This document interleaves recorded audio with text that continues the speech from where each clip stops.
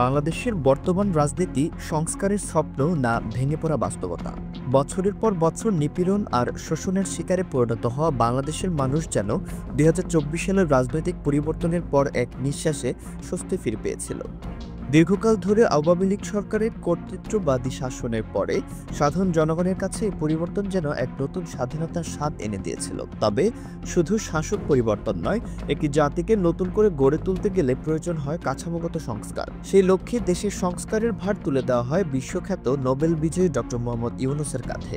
কিন্তু সময় যত এগুচ্ছে এই স্বপ্ন বাস্তবায়ন কতটা সম্ভব তা নিয়ে সন্দেহ ও প্রশ্ন ক্রমেই বাড়ছে। কারণ অন্তর্বর্তীকালের সরকার নানা দিক থেকে চাপের মুখে পড়ছে। কখনো সামরিক বাহিনীর ভূমিকাকে ঘিরে বিতর্ক, কখনো বা জনসাধারণের বিক্ষোভ, সব মিলিয়ে জাতীয় রাজনীতি যেন এক অস্থির ছকে পড়ে গেছে।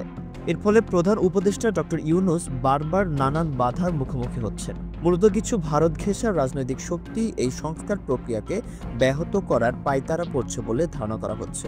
যদিও তারা সরাসরি কিছু বলছে না, বরং বিভিন্ন দলের ছায়াতলে থেকে পরিস্থিতি ঘোলাটে করছে। কৌশলে সামাজিক বিভক্তি ও সংঘাত সৃষ্টি করে এই শক্তিগুলো দেশব্যাপী অস্থিরতা তৈরি করছে। লক্ষ্য একটাই, ডক্টর ইউনূসের নেতৃত্বাধীন সরকারকে ব্যর্থ প্রমাণ করা। ছাত্র ও সাধারণ জনগণের বিক্ষোভের মুখে সরকার আওয়ামী লীগকে নিষিদ্ধ ঘোষণা করে। এই ঘোষণার পরেই যেন রাজনৈতিক অস্থিরতা নতুন মাত্রা পায়।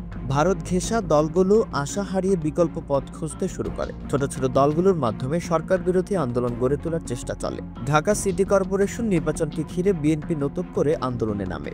আদালতের রায়ে ইশরাক হোসেনকে মেয়র ঘোষণার পরও আন্দোলন থামেনি, বরং এটি ঘুরে দাঁড়ায় ছাত্র উপদেষ্টাদের পদত্যাগ চাওয়ার দাবিতে। ধারণা করা হচ্ছে বামপন্থীরা এই আন্দোলনের মাধ্যমে তাদের নিজস্ব লোকদের নির্বাচনকারী নেতৃত্বে বসানোর চেষ্টায় ছিলেন। বিভিন্ন মহলের বিরোধিতা, চাপ ও ষড়যন্ত্রের মধ্যেও দেশের তরুণ প্রজন্ম আশাবাদী। তারা মনে করে ডক্টর ইউনূসের মতো একজন আদর্শ নেতৃত্বের মাধ্যমে দেশের সুশাসন, স্বচ্ছতা এবং জনগণের কল্যাণ ভিত্তিক রাজনীতি প্রতিষ্ঠা সম্ভব। তবে সেই পথ সহজ নয়, কারণ তাকে ঘিরে একাধিক ষড়যন্ত্র ও প্রলোভনের জাল বিস্তার করা হয়েছে।